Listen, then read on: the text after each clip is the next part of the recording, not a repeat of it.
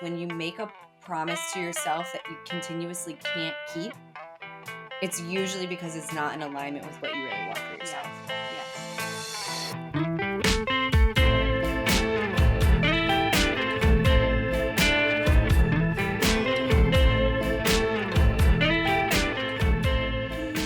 Hello, hello. Hello. I am excited to get started today. I'm the high energy one. Sometimes we pop on these things and one of us is like all amped and the other person is It's like take me for a ride. yeah, So I'm I'm taking you for a I'm ride going this to ride time. your wave today. It's nice actually. Yeah. It's nice to just call that out. Like I don't know, to create content consistently. Actually, this is a great thing to talk about right off the bat. Yeah. To create content consistently, I really believe that where you differentiate yourself from those who like do something with like the content that they create and those who don't is when you show up when you like aren't feeling 100% Yeah. and you just do it anyway Yeah. because it's just like you're human, you're not a robot, you don't have to be 100%. And I think Anyway. this is something big I've actually learned from you because and you also don't have to pretend you're you are 100%. You know what I mean? Cuz like I mean Mm-mm. I'll never forget like 2020, it's like spring, COVID is everyone's freaking out. We were trying to make our mindset course and I'm like I can't do this. I'm like I can't talk to people about mindset when I'm like like in the A middle of hot this mess. just like complete dumpster fire inside and outside. It was everything was bad and on in flames. And but you I remember you told me you're like Emily, like that like ideal version of you sitting in your white linen teaching people from this place of like complete bliss is might not be real. You're like it's not right now and I don't think that's a reason to not like talk and share. And I remember that was like that was so good for me to push through that. Like it really was because I think if I looked back on that season and I didn't like create that with you, I think I would have felt Hmm. probably pretty pretty low about that whole time, and but instead now Mm. I get to look back and be like even though I was really really struggling mentally and emotionally during that whole time, I still was able to create something with you that has been like really beautiful and helpful for people, and so I think it's like and Hmm. then we're kind of like getting to do that in like mini versions here on the podcast and just kind of showing up, but that's definitely something I've learned from you in a big way.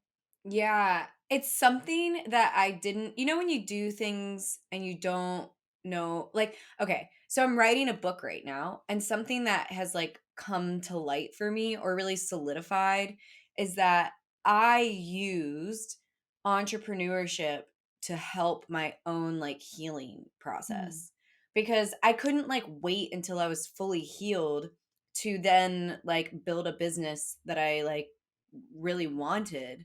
I actually like had to do it simultaneously mm, because a part of what was like making it hard for me to heal is the fact that I was in like a lot of debt. You know what right. I mean? So it wasn't like I could like get emotionally well and then create a business to resolve my financial problems. It was all like interwoven and I Mm. was a hot mess in part because I like had $0. And so yeah. So I just think I've come to really believe, and this isn't necessarily true for everyone. And I really want to differentiate this from like, I don't know, just like the productive hustle like culture, because I Mm. don't think it's the same thing. I think there's a big difference. And I don't think, again, like, I don't think it will work like for everyone. It depends on like where you are. Like, I do think that like you need like healing sometimes, and that needs to be your focus. Yeah. But for me, a big lesson that I've learned through life is that honestly, sometimes like showing up and doing the work when you're feeling like your life is a dumpster fire is kind of like the only thing that gives it a little meaning. Mm. You know what I mean? Mhm. Especially if you're showing up and doing work that's going to like help others. Mhm. So, I don't know. I was really proud to see you do that. And also, I know for me as like a copywriter, um, I've learned and grown so much more on the days where I like wasn't feeling 100% and I showed up and like did my copywriting work and created something that was like of value for my clients even when it was really fucking hard. Yeah. So, and that like gave me a sense of pride even amongst the like, I'm feeling so awful. So, I don't know. I just think that that's for me a better way of doing things, still giving myself permission to like take a step back when I really need it, but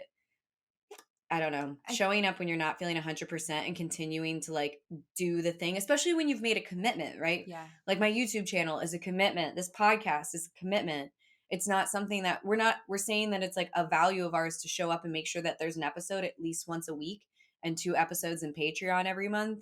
And like that's a commitment we've made and we're going to stick with it for the next like for years to come, and showing up even like in all the seasons of Mhm. life is what's gonna honestly bring, like, realness to this Mm. podcast, and so I that's what I wanna listen to, that's the content I wanna Yeah. consume, and so that's, like, what I wanna create and put out in the world. Yeah, Yeah. I love that. That's so beautiful. And it's not this like I don't know, especially like given the content of what we talk about on this podcast, it's not this like very, it's not manufactured at all. It's like very raw and like right where we are and reflective of where we are in our Mhm, lives. And I think like there is something about showing up.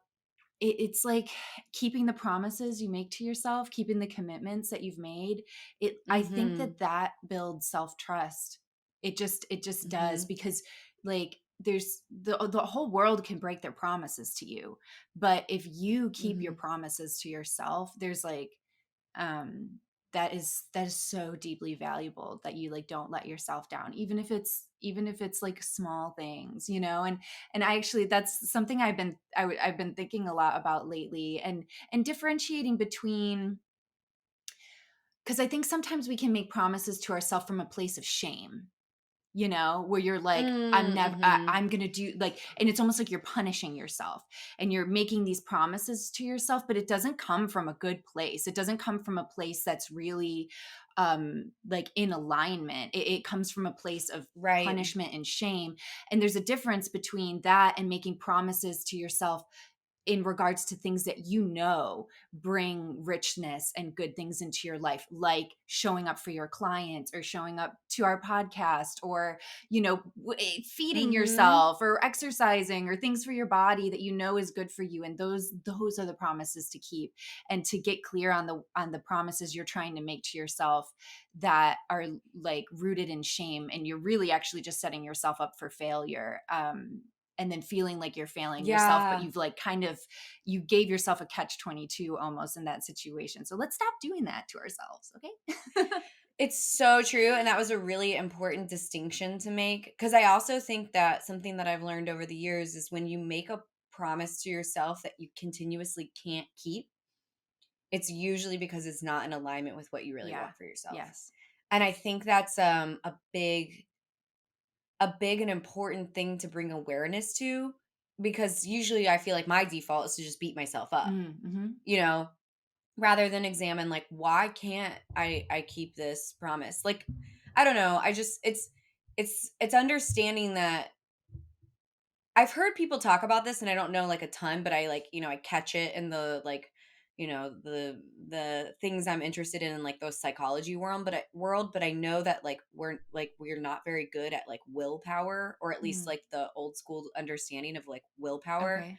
And a big part of that I know is because oftentimes we set goals or promises for ourselves that we don't like, that aren't really based in anything that we really, really ultimately want for Hmm. ourselves. It's usually like the shoulds, when you're Yes. setting a goal for yourself because your parents wanted that for you, or because you've decided that that's like a virtuous like thing to pursue.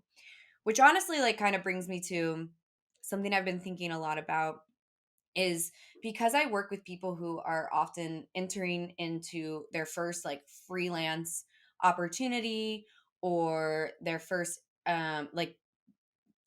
really their first time of building a business or becoming a business owner. And it's so funny because a lot of people are more comfortable with the label freelancer, but when I call them Yeah. a business owner, they're like, don't do Okay. Uh-huh. that.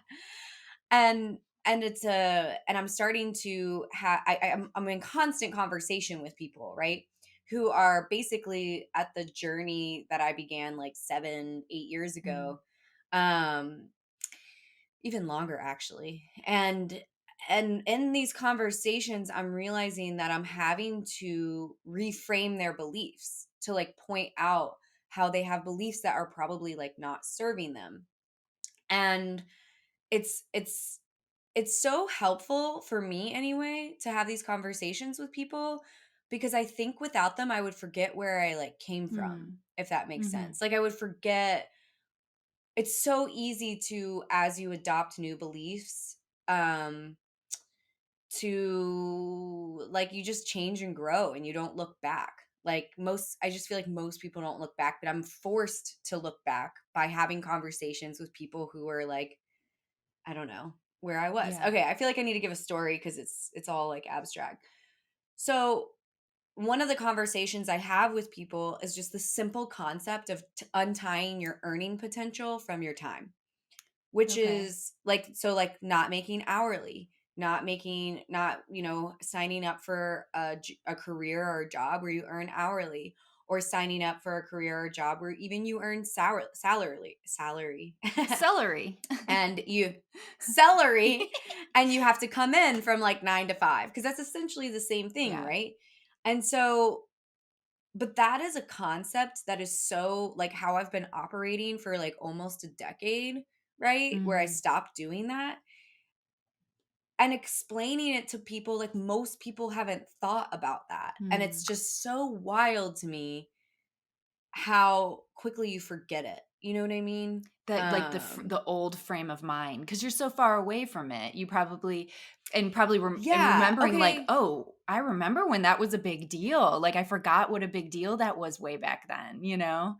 Yeah, yeah, and, like, and then this past weekend, I spent an entire weekend in this mastermind with people who have, like, some form of consulting or coaching business, kinda like how I do with Write Your Way to Freedom, and in the conversation, there was a point where somebody said something along the lines of, "Yeah, we all came from 9 to 5s, and our first goal was to just not to pay off debts and, like, not hate our lives." Mm. Yeah. And, like, that was my first goal too, and it was funny because he said that, and, like, the whole room of, like, 100 entrepreneurs were like, "Oh, that's right." Like, everybody, like, laughed because they were like, "Oh my gosh, remember those days?" Mm. Where, like, for me, it was the same thing. I just was like, "How do I not hate my life, and how do I pay off my debts?" And just yeah. And so, and it became like the first, and what became apparent to me was the way to do that was not by working an hourly job, because when you can create something of value and maybe um sell it over and over again, like in a product sense or with a service, you can like structure it such that, it's not based on like how many hours you put in.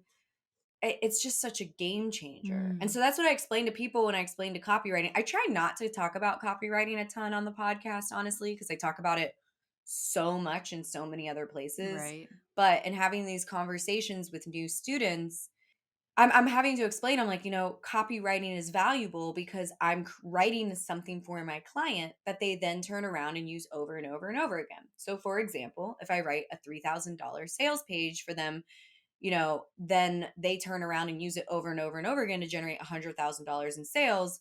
That $3,000 they paid me is like a drop in the bucket, and they're happy to pay it. And they're so excited for like my services because I've studied the craft of copy and I can get them those kinds of Mm. results with my writing. And Mm. so then I'm basing my work, I'm pricing it based on value and not on Right. the time I spent to write it, because Mm. it's not about the time I spent. It's about how well I studied the craft and Mm. how the results are that I can get my client with my craft and my skills.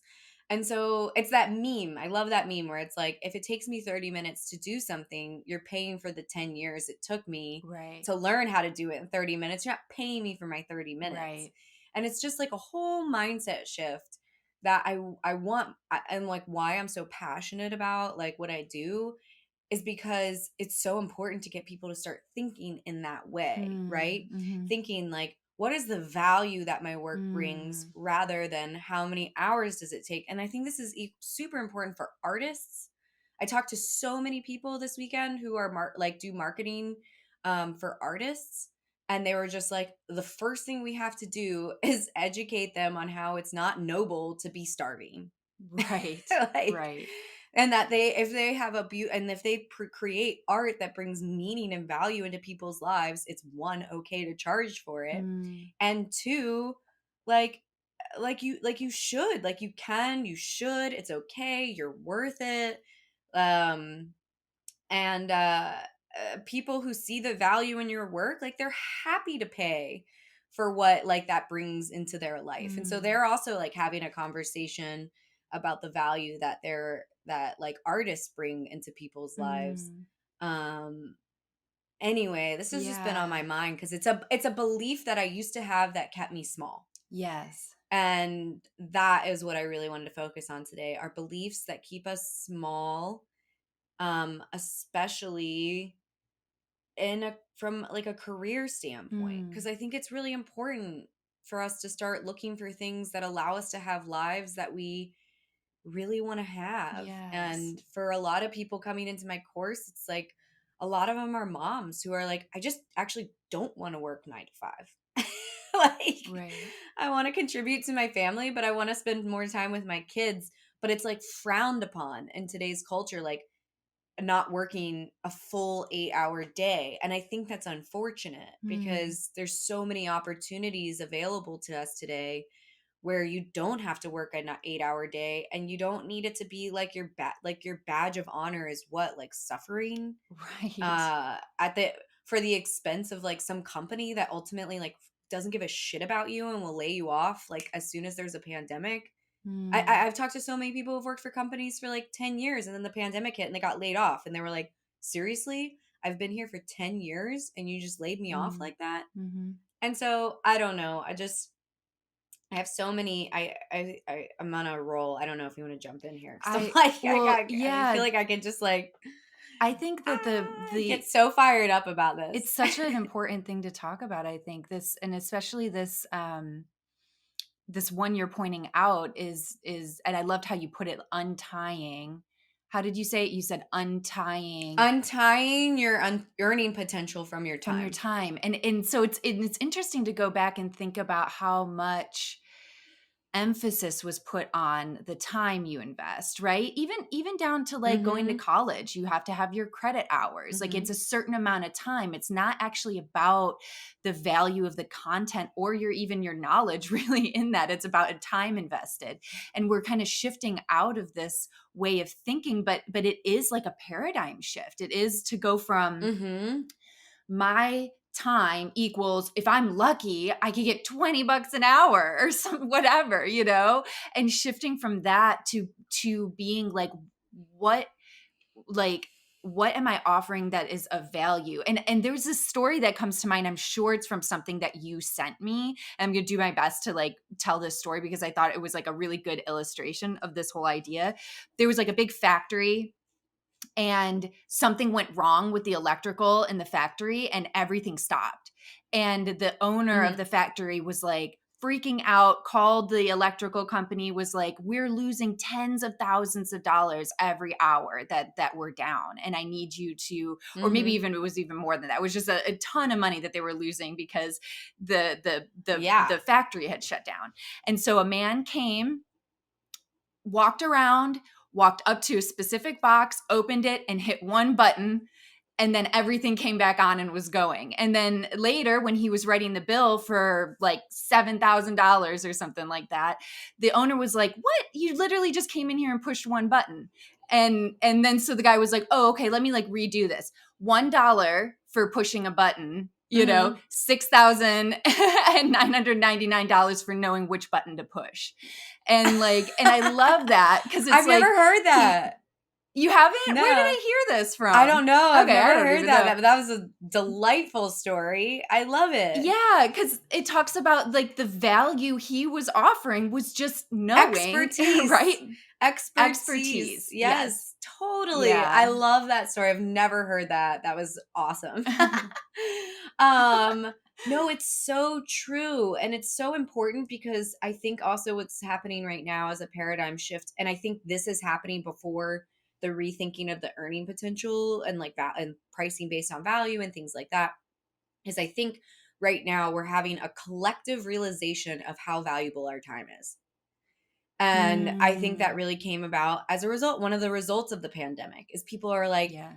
I actually like people had to come home. I'm having so many conversations like this with students where they're like they came home and they worked from home and they got to spend more time with their kids and their like spouse, and they're just like now they're all starting to have to go back to the office, and they're like, And they're like, I "Do I have actually to?" really enjoyed spending time with my family, and I don't really want to work 40 hours a week actually.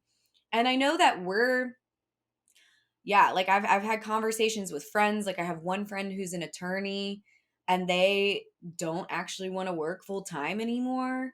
And we've Mm. just had conversations, but like they brought it up to their boss kind of like half-heartedly, but it wasn't like cuz it's not on their boss's radar that that's even a possibility that they would want to work part-time, that they came to the conversation with two very different mindsets, right? And so they're like, Mm. No." And so obviously they didn't like pursue it or whatever because they were like, "Oof, this is like a whole like mindset thing that I'm going to have to like Right. explain because it's so different from like Right.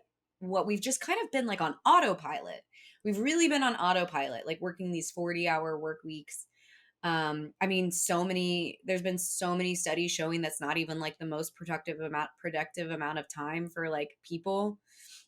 You know, there are lots of European countries that don't have 40-hour work weeks and are like equally, if not more productive. Like it's Mm. just so old school. And I just want more people to think about it. Like I switched maybe 4 years ago now, maybe 4 or 5 years ago. I used to sit down in front of my computer from 9 to 5, even though I was an entrepreneur. And I was like, and I just didn't give it any thought. I did that for years, actually. I just sat down at my Mm. computer at 9 and stopped working at 5. And then all of a sudden, I had this realization where I was like, Wait a second. I became an entrepreneur to not work 40 hours a week. I'm still working 40 hours a week. Why? And I realized it's because I felt like an invisible judgment. Like I just didn't think that anyone would Mm. take my little like copywriting business seriously if I wasn't working from 9 to 5. But like, who's seeing how many hours I'm working? No one. Right. Like, not Right. really. Like, nobody in my co-working space is paying attention to how many Mm. hours I'm like sitting or not sitting at my desk. I didn't even go in every day, you know? And, Mm. I know a lot of it was like, because initially when I was copywriting, I know my parents were like, that's cute. When are you going back to school? Mm. And so I know part of it was that, like the idea that I felt like I needed to, I was just trying to like, Like, prove yes, yourself. I was Yeah. totally trying to prove myself. But like, when I really thought about it, like no one was watching me. It was like this Right. invisible group of people that I was trying to like justify my like career choice to. And it Yeah. was so Well, like, bizarre. you were probably trying to justify it to all these, like, internal belief systems that you just adopted, 100%. right? And all the voices in there, and it's so interesting, like, how deeply we equate the the um like your intentionality, your effort, your hard work, like those are all measured by hours spent and not Yes. by like actual quality of your product or Mhm. even like your state of well-being. Like how about Mhm. that? Like can we use Yeah. that as a measurement? Like Right? you're be just feeling healthier, not at influorescent lights anymore, feeling more like connected and vibrant in your life. Like we need to shift like our measuring system away from hours spent, blood, sweat, and tears, Totally. and over to like Totally. quality of life and quality of the work you're A doing, you know? 100%. This is literally why I'm so passionate about like Write Your Way to Freedom, is because it's like it's this. This is what we Mhm. teach people. And Mhm. so um yeah, and I got to say, so when I started having these realizations and like, wow, I'm still doing the like 9 to 5 routine, and because I still haven't shed the 9 to 5 beliefs that are keeping me small, I was like, well, Mhm. then how am I going to figure out how to structure my workday? And so I came up with a system where I do it based on tasks. So I basically on my calendar have tasks I'm going to accomplish for the day, and I list them by priority. So the most important, usually the thing that I also kind of want to procrastinate the most on, is like Uh-huh. task number 1.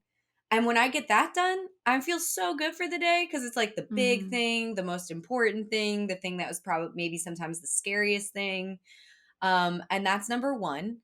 And then I just have a few other tasks like for the day again. And I kind of try to base it on like, I try to work about 6 hours a day now, because I've noticed that that's the sweet spot for me. Mm.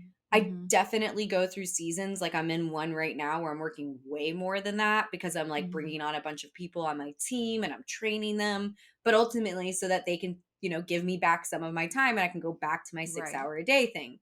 So I Right. do have periods of like quote unquote hustle, and but always those periods of time, like I remind myself like those periods of hustle are to create more freedom for myself ultimately. Mm. And if that's not what Mhm. I'm doing with my hustle, then I'm not hustling well or smart.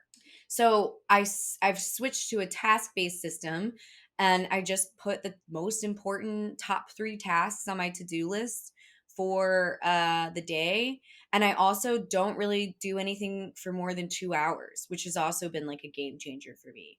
So Mm. like usually it's like an hour. So like if I have a big project that I have to do, I break it into like hour chunks Mm. instead of like trying to hammer through it for 6 hours, because you just reach a point of diminishing returns in my experience, and you're just not as effective.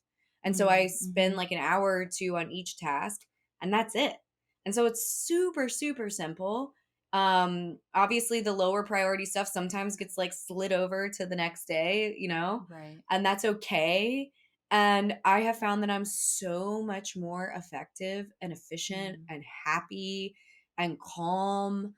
And, I definitely have the slight edge philosophy. Like, that's one of my favorite books because it's like all about just like little compounding actions rather than trying to like spend an entire day committed to something.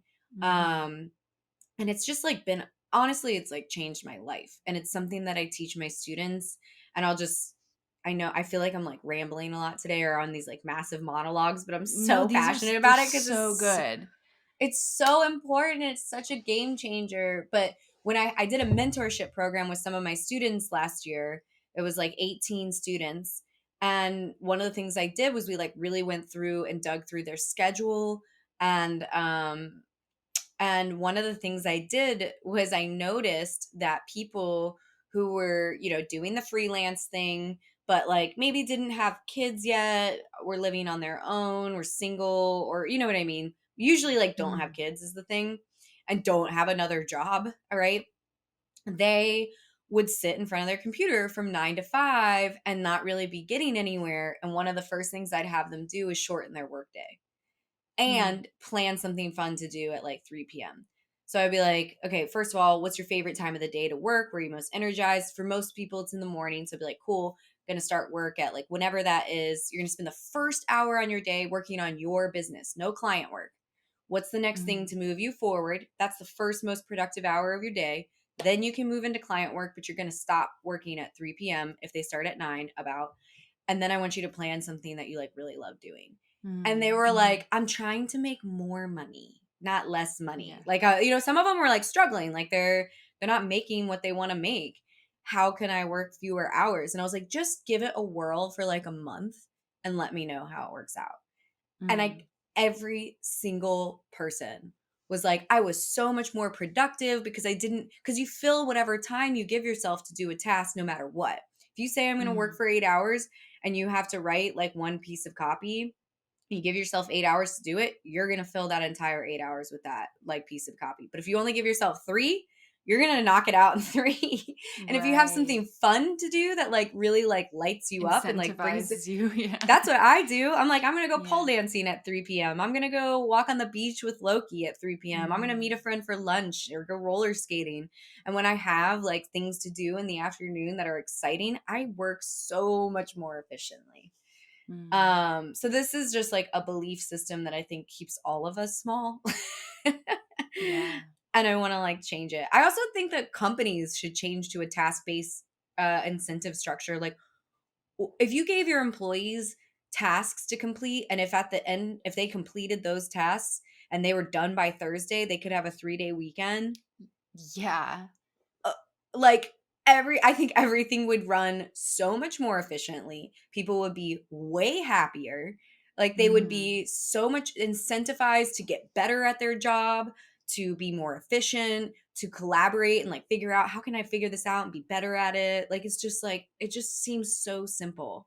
And I don't Yeah. understand why more people aren't like thinking like this actually. It's like this is what entrepreneurs do, but it's not what companies do. Because I think Right. companies actually wanna keep you small.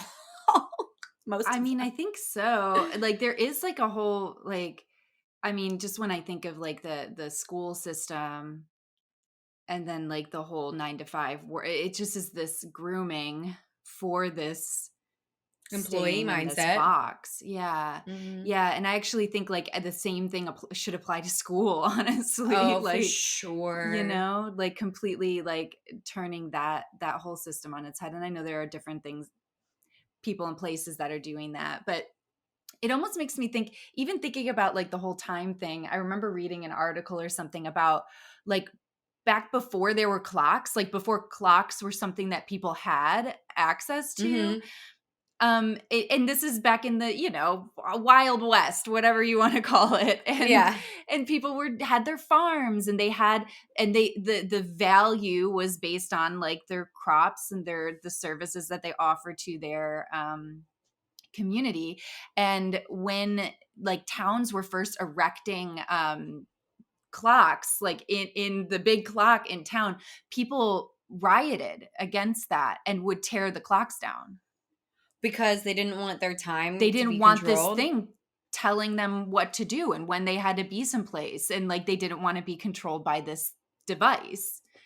And so they like would rebel Yeah. against it and destroy the clocks, which I'm just like, we need to do that. Like we need to metaphorically kind of do Just our own destroy version the of that. clocks.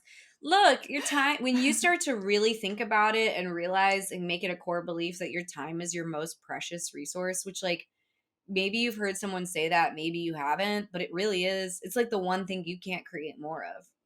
Like, I remember the first time I heard it because I think it was probably like it's a big thing in 4 hour work week and why 4 hour work week was so like revolutionary and kind of gained the like uh I don't know status that it did was he talks a lot about that Mm, and I remember the first time I heard like you can always create more time, but you can't create, or you can always create more money and make more money, but you can't create more time. And I remember like not believing that because I was like, you can't just like create more money. But like right. once you start untying, you have to untie your earning potential from your time to see that that is fucking true. You know what I mean? And Mm, it's so mhm. true and it doesn't serve all these companies. But also, you know what I will say? I don't think that like companies are just like taking advantage of people and like choosing this work structure just to make people miserable. I actually also think that they're just stuck in old school beliefs.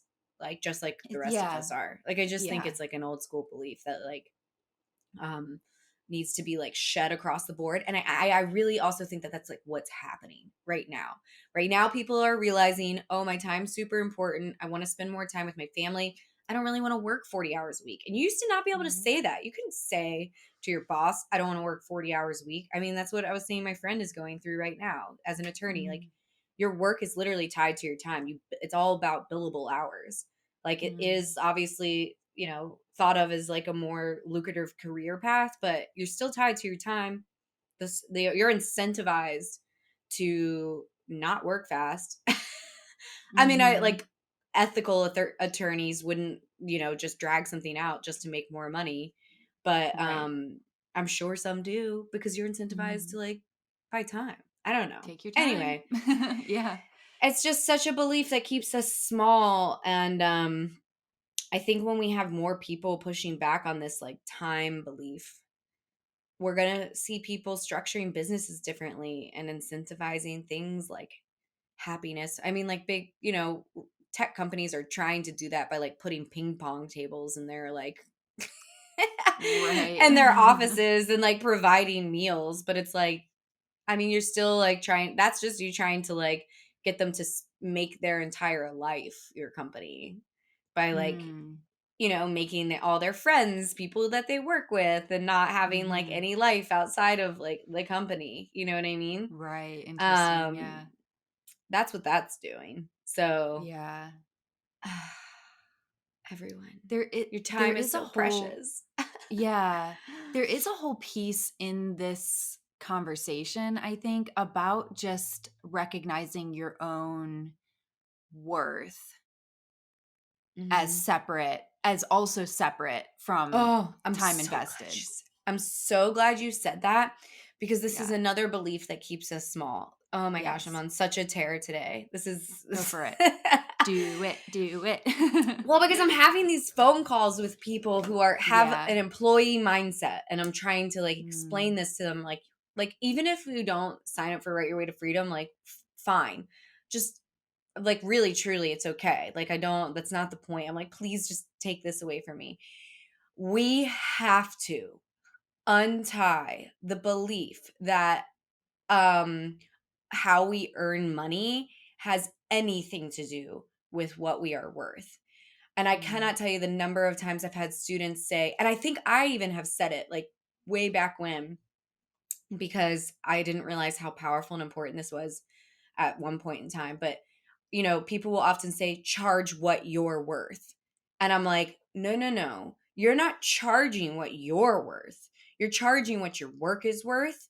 And you really need to push back on over identifying with how you make money mm, with like who you are as a person. Because that mm, fucked with me in a big way.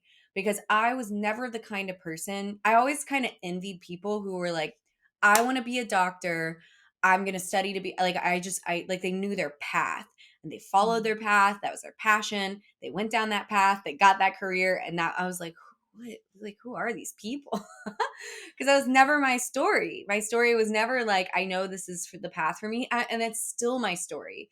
Like, what I'm doing right now, I don't know that I'll be doing it in 10 years. I really don't. Right.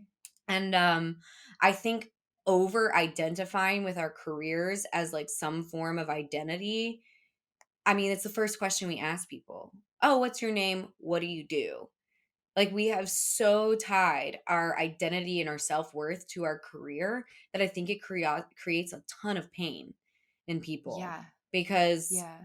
then it just like it puts so much pressure on the work that you do when quite frankly your career might not be the like most important thing for you. It might be like a way Mhm. that you make a little money to help like your family, but your thing is like being a mom or your thing is creating art and being a musician and painting or giving back. Like we have fucked up royally, I think, by over Mhm. identifying what we like, why, how we make money with who we are as people, Yeah. because there are so many ways to make money today that like if I don't know, like what if your like identity was slime?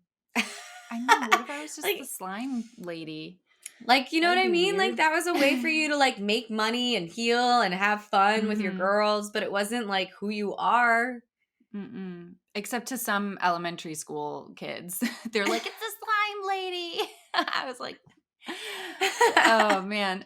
But yeah, this point I think is so beautiful and so important and so needed to just root back into inherent worth just as a human, and Mhm. that like who you are and you being realized as like your authentic self, or whatever those Mhm. moments are that you're feeling passionate and joyful and vibrant and alive, like those are where you see yourself. It's not like this tied to this identity of work. And honestly, you can start pushing also into the realm of like how people, there is a belief there that I can't do what I love.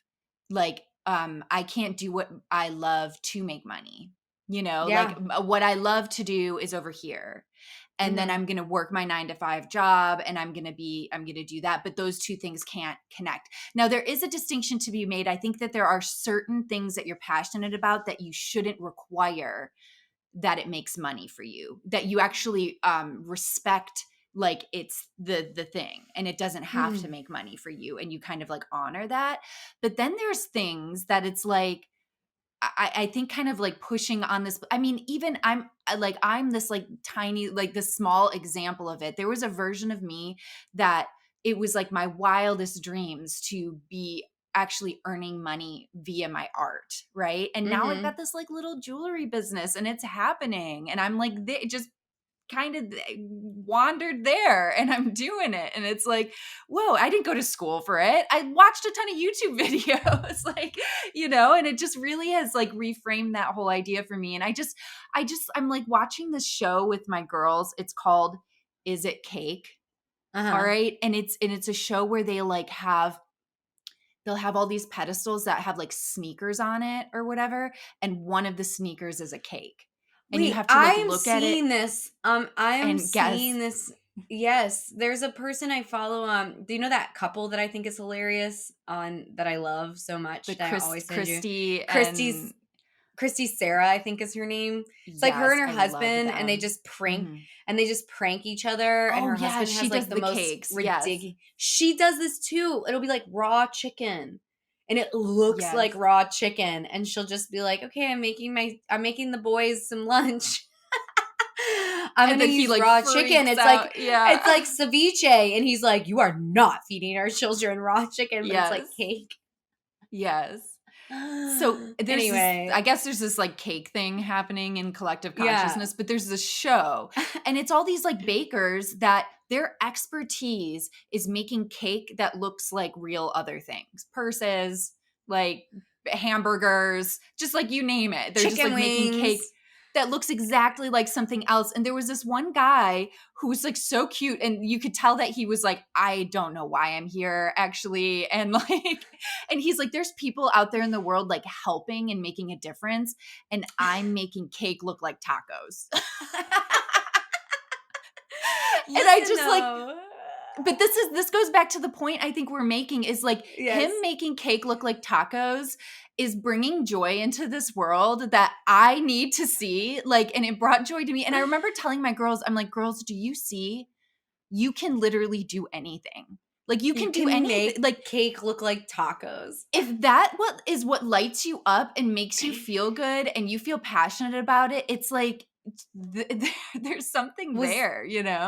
We were talking about this on the last, I think it was the last episode or one before that, or maybe a Patreon one where we were like the judgments I used to have, where I Mhm. judged like what everyone did based on whether or not it was like adding value to the world or helping people more Mhm. specifically. And I've just like come to believe that like if you are like so lit up by making cake look like tacos, like I just think that that's what you need to be doing. Yeah. Like, I've really yes. gotten to a place where I believe that. And I think, but the thing is, I also think this is an evolution where we have collectively as, where we're not as in survival mode. Like it's 100% a privilege. And I Yeah. think that that's okay though. Like, I don't think that we need Yeah. to like judge or beat ourselves up because we are living in a time in which you can make a living making taco cakes. I know. Doesn't that Like, make you happy though? Like, it makes me yes. happy. It makes me happy that we're living in a time where people can do that, and I'm just, like, Listen, really fucking glad people like that exist. I Yeah. can't tell you the number of times I say that. Like, Bo Burnham? Mhm. The What the fuck would he comedian? be? Yeah, the comedian who Yeah. like like his form of like creativity and art is uniquely his. Like there's nobody else doing what Bo Burnham does. Not that I'm sure there are, but like his is so him. You know what I mean? And he's Mm. able to create, like I'm sure he's making an income from it, right? And he just started making these funny YouTube videos, and I'm like, without like the number of times I see people like Bo Burnham, and I've like looked at Ben and just been like, I'm so grateful we live in a world where there is a means for somebody like Bo Burnham to put out into the world like who he is and the art he makes and how he sees the world. And he can like that, he can make it such that like he can earn money from it if he wants to, Mhm. maybe he doesn't want to, but if he wants to, so that he can keep doing more of it. Because Yeah. that is a luxury, yes, but like I think it's like the evolution of like humanity, and I think it's important, and I think it's how Yeah. we like level up and we grow our consciousness. Because if we're just like always focusing on like survival, and like yes, we should turn around and help people who are surviving 100%, but I don't think that it's something we should beat ourselves up for. And I think Bo Mm, Burnham like jokes about it all the time, like how, just like the privilege that he has to be able to do this, but he brings so much joy and right. insight and depth to the conversation around like what our world is like today. And I'm so grateful for him. But like Yeah. 10, 15 years ago, he wouldn't be able to like exist. He'd probably be working, some It's 9 to 5, Starbucks. like, Yeah. yeah, which is nothing wrong with Starbucks. We might be like No. stocking warehouse shelves, and like we would never get to like see this amazing human and all the things that he's creating. And and that's like the point. That's the point of all Yeah. of this, is like, and it starts with like the simple belief of like untying your earning potential from your time, charging based on value. Not For Mhm. some people you're going to want to like earn money with your art, for some people you're not. Mhm. But I hope Right. that people who aren't earning money from their art aren't doing it because they think money is evil, or because they think it's virtuous to be like poor, Right. or any of those like bullshit beliefs that keep us small, right? Like, I hope Yeah. that, like, but some people might not want to earn money from their art, and like that's okay too, right? Yeah. Yeah, Um, definitely. it's just, ugh, so it's Yeah. just so There's this important. it's so important. And I also I have like this special place in my heart, I think, for the people that they know the thing.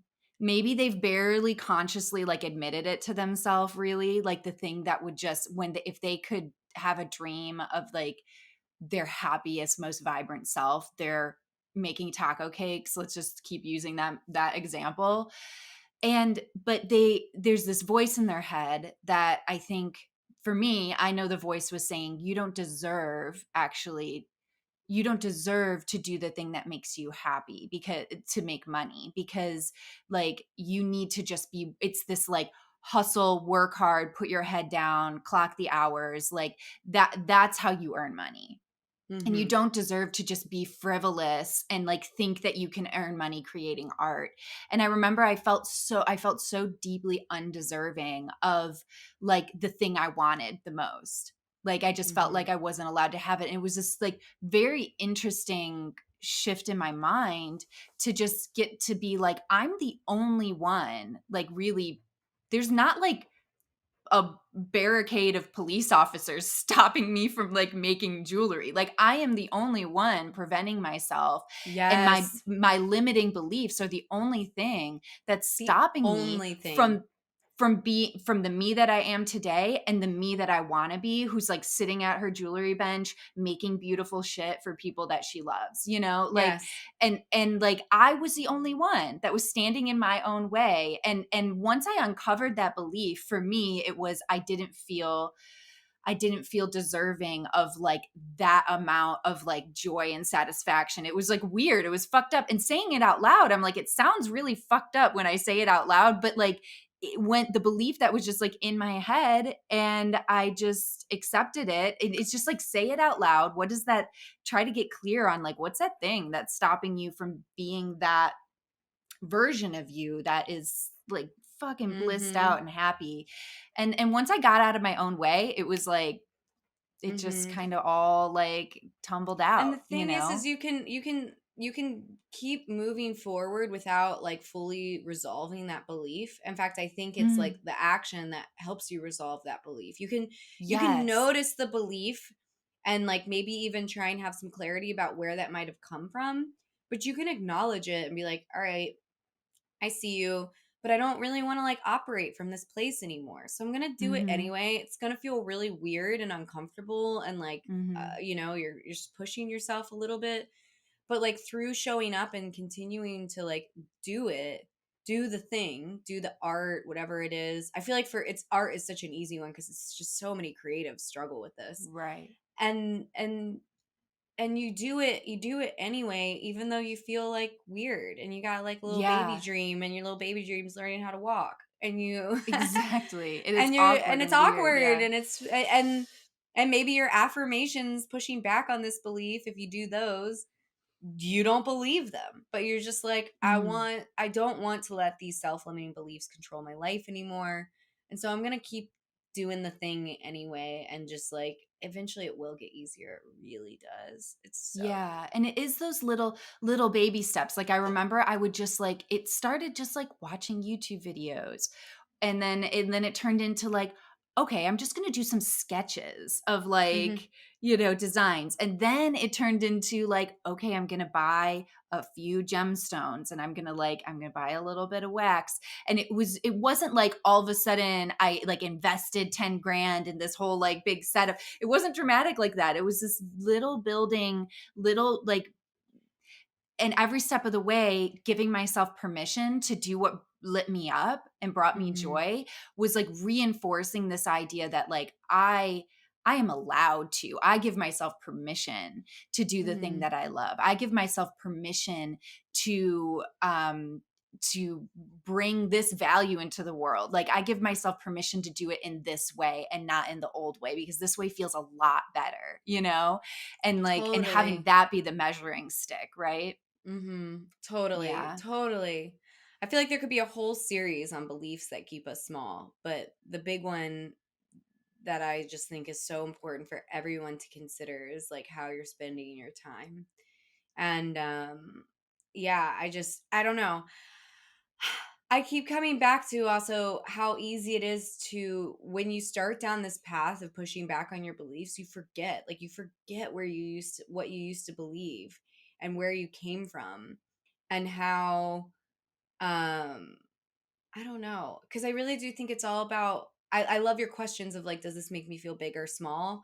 Because it's all about moving towards the thing that make you feel like bigger, even when they're scary, and even when somebody maybe told you can't do it, or you shouldn't do it, or it's not valuable, or it's a waste of time, or frivolous. Um, yeah, Yeah.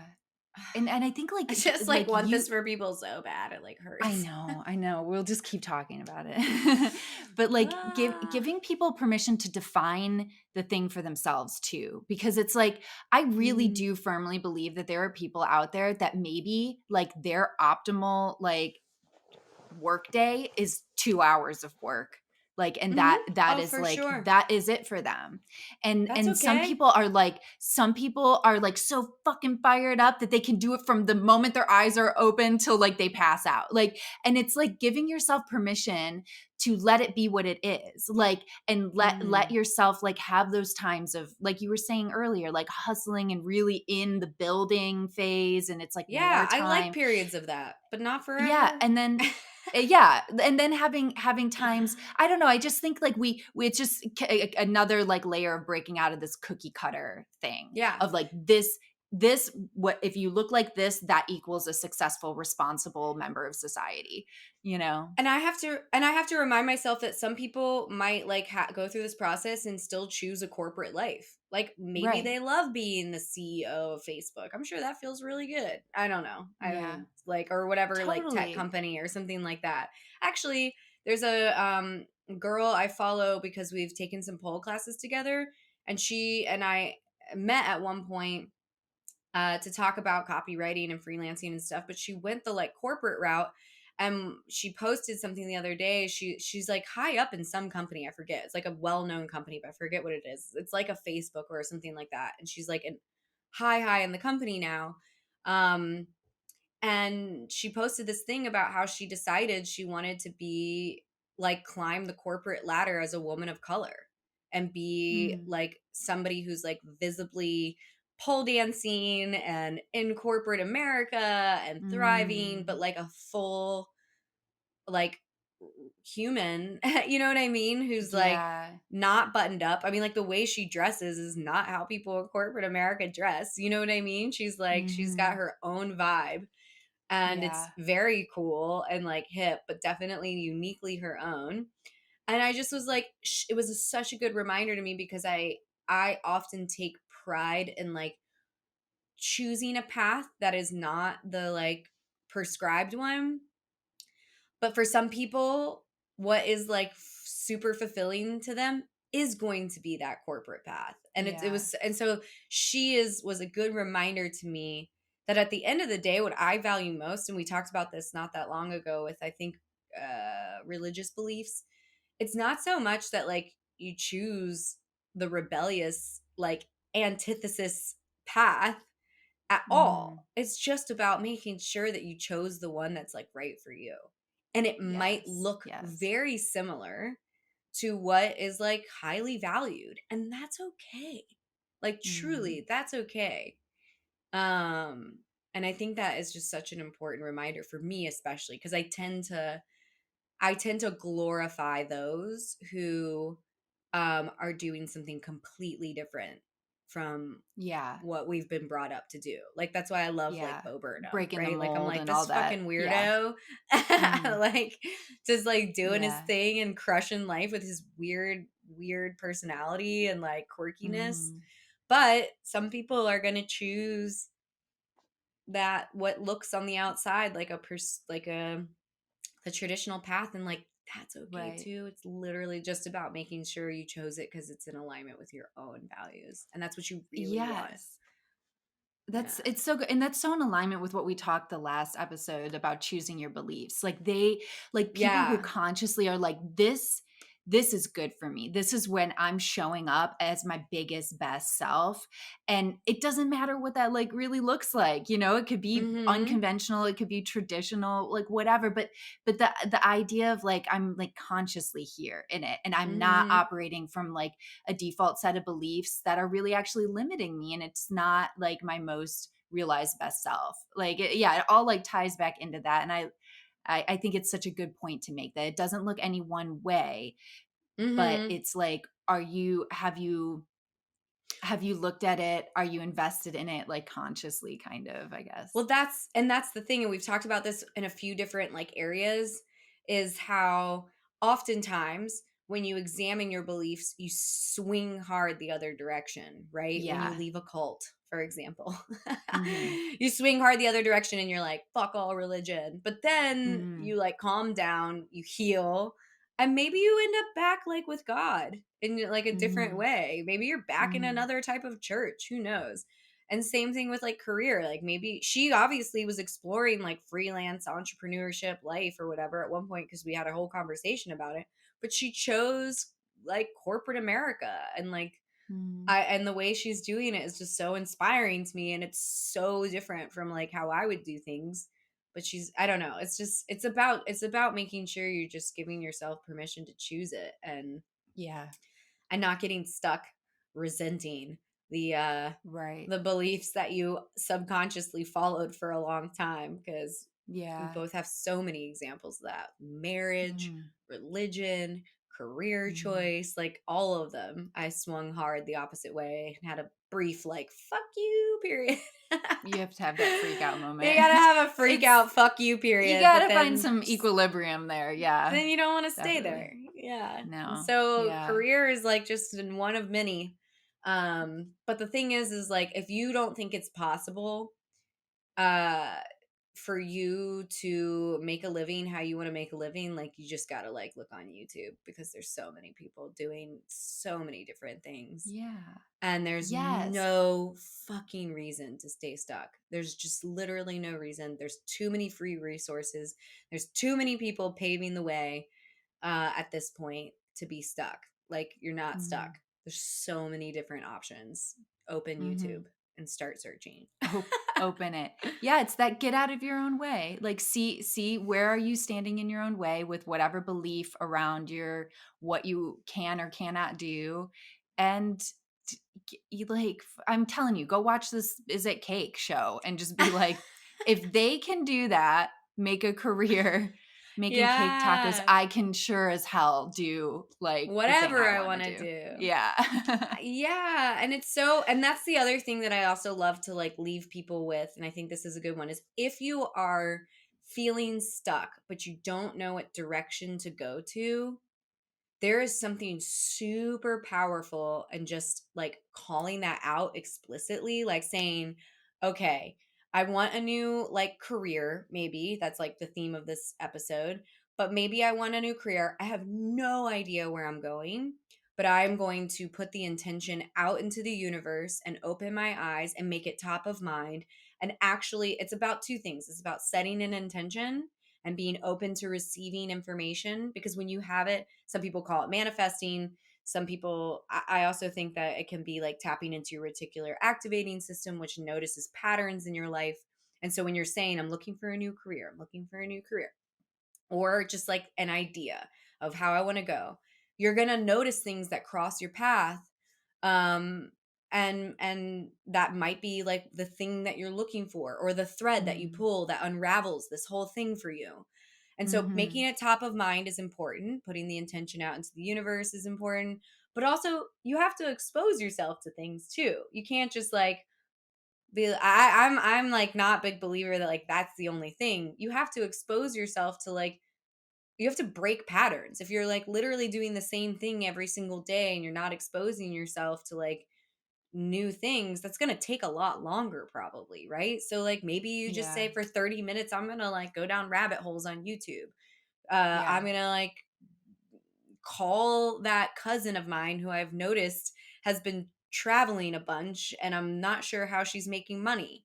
I'm going to like Mm. reach out to my friend who recently quit her job and I have literally no idea why she quit her job, but I just know she did. Like, Yeah.